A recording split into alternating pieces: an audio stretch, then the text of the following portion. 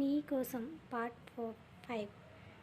ఓయ్ నిన్నే అడిగేది, నా లవ్ స్టోరీ చెప్తే ఏదైనా నేను అడిగితే ఇస్తావా అని అడిగేసరికి అయ్యో ఏమడుగుతారో ఏంటో అని మనసులో అనుకుంటూ ఇలా బుక్ అయ్యానేంటి అని అనుకుని మౌనంగా ఉండిపోతుంది.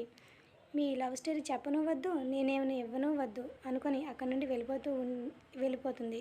రాక్షసి అనుకొని నవ్వుకుంటూ ఉంటాడు. సరే చూస్తాను ఎంత దూరం పారిపోతావో అని రాజేష్ అనుకుంటూ కాసేపు గార్డెన్లో కూర్చుని ఉంటాడు. సారిక రాజేష్ గార్డెన్లో ఉన్నాడని చూసి కిందికి వచ్చి తనతో మాట్లాడుతూ ఉంటుంది. హాయ్ బావా, ఇంత టైం అయినా గార్డెన్లో ఉన్నావేంటి అని సారిక అడిగేసరికి నేనేదో కంపెనీ విషయం ఆలోచిస్తూ ఇలా గార్డెన్లో కూర్చున్నా, నీకేంటి పని, ఈ టైంలో బయటకు వచ్చావు అని సారికను సూటిగా అడుగుతూ ఉంటే అది బావా ఒక విషయం నీతో మాట్లాడాలి, కాదనకూడదు అని అంటూ ఉంటుంది.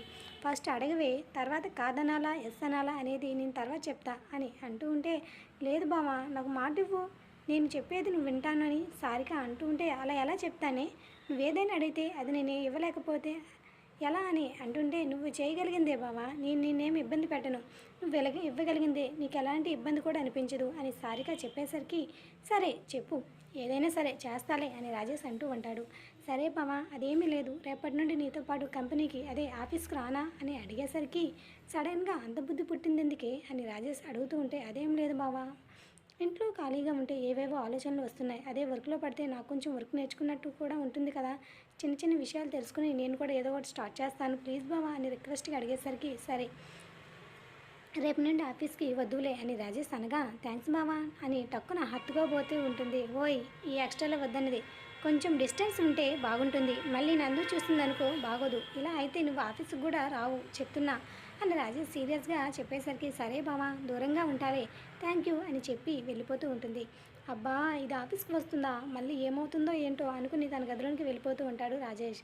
వెళ్ళు బావా వెళ్ళు, ఎంతవరకు నన్ను దూరం పెడతావో నేను చూస్తాను, నిన్ను నా సొంతం చేసుకునే వరకు నేను నిద్రపోను, రేపటి నుండి ఆఫీస్కి వస్తాను కదా చూస్తావా, చూస్తా నువ్వు నాకు ఎలా దగ్గర అవ్వకుండా పోతావో అని మనసులో అనుకుంటూ సారిక కూడా తన గదిలోనికి వెళ్తుంది.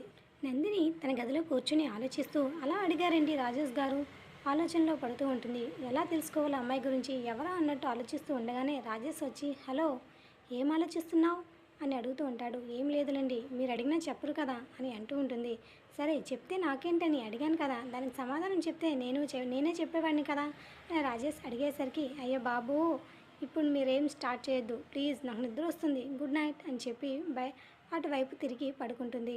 ఓయ్ మాట్లాడుతుంటే అలా వదిలేసి వెళ్ళిపోతావేంటి అని అడుగుతుంటే నాకేం ఇప్పుడు తెలుసుకోవాలని లేదు బాబు, మీరు వద్దు మీ ప్రేమ వద్దు సరేనా అని చెప్పి కళ్ళు మూసుకోపోతూ ఉంటుంది. కానీ నందిని ఆలోచన మాత్రం చుట్టూ తిరుగుతూనే తనకు అస్సలు నిద్ర పట్టనియ్యదు. ఏదో ఆలోచిస్తూ ఉంటుంది. రాజేష్ అది తనని గమనిస్తూనే ఉంటాడు. దీనికి ఎందుకు ఈ డౌట్ వచ్చింది, అయినా సరేలే రాజేష్ అని నిద్రపోతూ ఉంటాడు. ఆలోచిస్తూనే నందుకి కూడా నిద్రలోకి జారుకుంటుంది. ఇక రాజేష్ పొద్దున్నే లేచి ఫ్రెష్ అయ్యి తన డ్రెస్ తీసుకుంటూ ఉండగా అక్కడ బట్టల కింద తన డైరీ కనిపిస్తుంది. అమ్మో ఈ డైరీ చదివిందా ఏంటి అని అనుకుని తన డైరీ వైపు మార్చి చూస్తూ ఉంటాడు. ఇది చదివితే చాలా ప్రమాదం అనుకుని ఇక డైరీ అయితే కనబడనివ్వకుండా దాచేస్తూ ఉంటాడు. రెడీ అయ్యి ఇక కిందకి వెళ్తూ ఉంటే గుడ్ మార్నింగ్ అని నందిని లేచి చెప్తూ ఉంటుంది. లేచావా, సరే నేను ఆఫీస్కి వెళ్తున్నా, ఫ్రెష్ అవ్వు అని చెప్పి వెళ్ళిపోతాడు. ఏంటి ఇంత పొద్దున్నే వెళ్తున్నారు, ఏదైనా ఇంపార్టెంట్ వర్క్ ఉందా అని అడుగుతుంటే అవును న్యూ ప్రాజెక్ట్ టేకప్ చేస్తున్నాను కదా, దాని గురించి ఎంక్వైరీ చేయాలి వెళ్తున్నాను అని చెప్తూ ఉంటే సరే అండి అని చెప్తూ ఉంటుంది. రాజేష్ కిందకి వెళ్ళి టిఫిన్ చేసి ఆఫీస్కి స్టార్ట్ అవుతాడు. రాజేష్ రామ్ ఇద్దరు కూడా న్యూ ప్రాజెక్ట్ మీద డిస్కస్ చేస్తూ క్లయింట్స్తో మీటింగ్ పెట్టి వాళ్ళు కూడా వాళ్ళ న్యూ ప్రాజెక్ట్ గురించి ఎక్స్ప్లెయిన్ చేస్తూ ఉంటారు. అందరూ కూడా ప్రాజెక్ట్ చాలా బాగా నచ్చడంతో అందరి నుంచి మంచి రెస్పాన్స్ రావడంతో రాజేష్ కూడా హ్యాపీగా ఫీల్ అవుతూ ఇక మీటింగ్ అయితే ఫినిష్ చేస్తాడు. రాజేష్ రామ్ మాట్లాడుకుంటూ ఉంటే చెల్లి ఎలా ఉందిరా అని అడిగేసరికి మీ చెల్లి కెమెరా బాగానే ఉంది, కానీ తనకి మధ్య ఒక డౌట్ వచ్చిందిరా, నేను ఎవరినైనా ప్రేమించానా అని నన్ను సూటిగా ప్రశ్నించింది, కానీ తనకి ఎలా చెప్పేది తనని నేను అంత ప్రేమించాననేది, దానిదేముందిరా నీ భార్యే కదా చెప్పేసేయి, తను ఇంకా హ్యాపీగా ఫీల్ అవుతుంది, నువ్వెంత తనని ప్రేమించావో తెలిస్తే తను నీకు ఇంకా దగ్గరయ్యే ఛాన్స్ కూడా ఉందిరా, లేట్ చేయకురా అని రామ్ అని చెప్పేసరికి సరేరా చూద్దాం అని చెప్పి ఇక మళ్ళీ ఇద్దరు కూడా కొత్త ప్రాజెక్ట్ వర్కులు చూసుకుంటూ ఉంటారు. సారిక పొద్దున్నే లేచి నందినిని అడుగుతూ ఉంటుంది. బావ ఎక్కడా అని. మీ బావ మార్నింగే 7కి ఆఫీస్కి స్టార్ట్ అయ్యారు, ఏదో న్యూ ప్రాజెక్ట్ సంబంధించిన మీటింగ్ ఉందని చెప్పి అని సారికతో నందిని చెప్తూ ఉంటే సరే అని తను కూడా ఫ్రెష్ అయి ఆఫీస్కి వెళ్తూ ఉంటుంది. ఆఫీస్కి వెళ్ళగానే రాజేష్ క్యాబిన్కి వెళ్తూ ఉంటే రాజేష్ క్యాబిన్ నుండి వస్తున్న రాముని చూసుకోకుండా గుద్దేస్తుంది. ఇద్దరు పడిపోయి రాము అయితే తనని పట్టుకోవడంతో ఒకరి కళ్ళలోకి ఒకరు చూసుకుంటూ కాసేపటికి సారిక తేరుకొని హలో ఎక్స్క్యూజ్ మీ అని చెప్పి తనను లేవబోతూ ఉంటే మళ్ళీ స్లిప్ అయి పడిపోతుంది. ఒక్కసారిగా ఇద్దరు కూడా బ్యాలెన్స్ తప్పి కింద పడిపోతారు. సారిక చూసుకోవాలి కదా, ఏంటి లేగు అని అనేసరికి నేనేం మీ మీద కావాలని పడలేదు, ఏదో స్లిప్ అయ్యి అని చెప్పి సారిక కూడా తన డ్రెస్ దులుపుకుంటూ లేస్తూ చిరాగ్గా ఫేస్ పెట్టి అయినా నువ్వేంటి చిరాకు ఫేస్ పెట్టి అంటుంది. చూసింది చాలే, నువ్వేంటి ఇక్కడ అని రాము అడిగేసరికి నేను కూడా ఈ రోజు నుంచి ఆఫీస్కి వస్తున్నా, మా బావ చెప్పలేదా అని అడుగుతుంటే లేదు చెప్పలేదు అని ఇద్దరు కూడా క్యాబిన్కి వెళ్తుంటారు. ఏంట్రా మళ్ళీ వచ్చావు రాముని చూసి అడుగుతుంటాడు రాజేష్. మీ మరదలు ఎందుకు వచ్చిందిరా అని అడగడానికి వచ్చాను అని రామ్ అని ఓ వచ్చిందా, నైట్ అడిగిందిరా తను ఆఫీస్కి వస్తానని, సరే అని చెప్పాను, తనకి మన ఆఫీస్ గురించి చెప్పు అని అంటూ ఉంటే ఏంటి నేను చెప్పాలా అని అడుగుతుంటాడు రామ్. నువ్వే నీకు కాక ఇంకెవరు చెప్తాను, వెళ్ళి తనకు కొంచెంగా ఎక్స్ప్లెయిన్ చేయి, ఏదో ఒకటి వర్క్ నేర్చుకోవాలని అనుకుంటుంది, చూద్దాం ఎలా వర్క్ చేస్తుందో అని చెప్తూ ఉంటాడు రాజేష్. సరే అని కాసేపు రామ్తో మాట్లాడుతూ ఇక కంపెనీ విషయాలు ప్రతిదీ చూసుకుంటూ ఉంటుంది.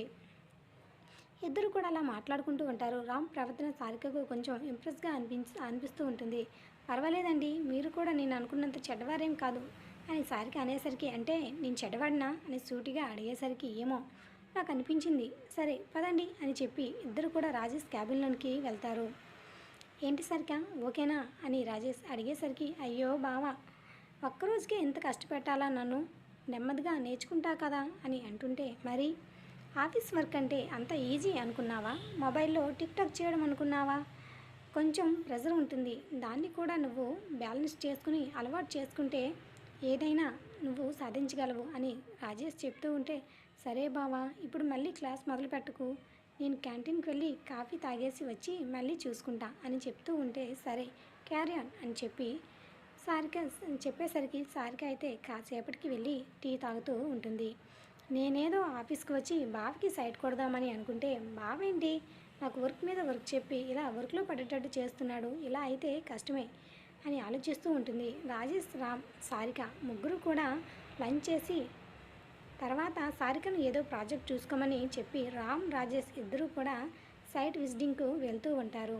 రామ్ అడుగుతుంటాడు రాజేష్ని, రాజేష్ ఆల్రెడీ ఈ సైట్ చూసావా బాగుందా అని అంటూ ఉంటే అవునరా మన ప్రాజెక్ట్కి సరిగ్గా సరిపోతుంది, వాళ్ళ డీటెయిల్స్ నువ్వు ఎంక్వైరీ చేసి కనుక్కో, ఒక సైట్ అయితే చూపిస్తూ ఉంటాడు. సరేరా రేపటికల్లా నీకు ఆ సైట్ ఎవరిది అనేది నేను కనుక్కొని చెప్తాను అని చెప్పి ఇద్దరు కూడా సైట్ విజిటింగ్ చేసుకుని సరే ఈరోజు మీటింగ్స్ ఏం లేవు కదా నేను ఇంటికి వెళ్తారా అని రామ్తో చెప్తూ ఉంటే సరేరా అని చెప్పి రామ్ అయితే క్యాబ్ బుక్ చేసుకుని ఆఫీస్కి వెళ్ళిపోతాడు. రాజేష్ ఇంకా ఇంటికి వెళ్తాడు. ఇంటికి వెళ్ళేసరికి కిచెన్ వైపుగా చూస్తూ ఉంటాడు. కిచెన్లో కూడా నందిని కనిపించదు. హాల్లో కూడా నందిని లేకపోవడంతో తన గదిలో ఉందేమో అనుకుని తన గది వైపుగా వెళ్తూ ఉంటాడు. అనుకున్నట్టుగానే తన గదిలో చిన్న కుక్క పిల్లల క్యూట్గా పడుకుని కనిపిస్తుంది నందిని అలా చూసేసరికి రాజేష్కి అయితే తన పెదాలపై చిరునవ్వు వచ్చి తననే చూస్తూ ఉండిపోతాడు. అటువైపు తిరిగిన నందిని నాభి ఒక్కసారిగా క్లియర్గా చీర పక్కకు జరగడం వల్ల కనిపిస్తూ ఉంటే ఏదో తెలియని మైకం తనని కమ్మిస్తూ నందిని వైపుగా అడుగులు వేస్తూ ఉంటాడు. తనని ఎంత కంట్రోల్ చేసుకోవాలన్నా రాజేష్ కంట్రోల్ అవ్వక నందిని వైపుగా వెళ్ళి తన నడుముపై చేయి వేసి రాజేష్ తనకు తెలియకుండానే నడుమును గట్టిగా ఒత్తేసరికి ఒక్కసారిగా ఉలిక్కిపడి లేస్తూ ఉంటుంది నందిని. రాజేష్ దూరంగా జరిగి నందిని చూస్తూ ఉంటే ఏంటండి ఇప్పుడు వచ్చారు, అయినా ఏం చేస్తున్నారు అసలు అని కంగారుగా అడుగుతుంటే ఏమీ లేదు అనుకుని ఏమీ లేదని ఇక వెంటనే వాష్రూమ్కి వెళ్ళి షవర్ కింద ఉంటాడు. కాసేపటికి స్నానం చేసుకుని వచ్చిన తర్వాత తను టవల్ తీసుకుని రావడం మర్చిపోయాడని తెలుసుకుని నందిని అని పిలుస్తూ ఉంటాడు. ఏంటండి చెప్పండి అని నంది బయట నుండి అడుగుతుంటే కంగారులో టవల్ తెచ్చుకోవడం మర్చిపోయా, ప్లీజ్ ఇవ్వా అని అనేసరికి సరే అని చెప్పి టవల్ తీసుకుని ఇస్తుంది. ఇక స్నానం చేసి టవల్ కట్టుకుని వచ్చేసరికి నందిని తనకి ఎలా చూడలేక వెనక్కి తిరిగి ఉంటుంది. నందు ఒక మాట చెప్పనా అని నందుని చూస్తూ అడుగుతూ ఉంటాడు. చెప్పండి అని తను వెనక్కి తిరగకుండా మాట్లాడుతుంటే తను దగ్గరగా వెళ్ళి తిప్పుకొని ప్లీజ్ నందిని ఈ చీరలు కట్టడం ఆపేయే, చక్కగా డ్రెస్సులు వేసుకో, నాకు చాలా బాగుంటుంది అని అంటుంటే ఒక్కసారిగా రాజేష్ వైపు షార్ప్ లుక్ ఇచ్చేసరికి అవును చీరలో నిన్ను చూస్తే నన్ను నేను కంట్రోల్ చేసుకోలేకపోతున్నా. మళ్ళీ ఏమైనా చేయి అనుకో, మళ్ళీ నువ్వు బాధపడతావు. ప్లీజ్ అని అంటుంటే ఏమీ అనకుండా మౌనంగా ఉండిపోతుంది.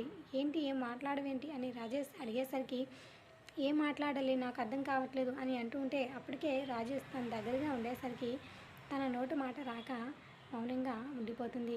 రాజేష్ గారు ప్లీజ్ మీరు కొంచెం దూరం జరగరా అని అడుగుతూ ఉంటుంది.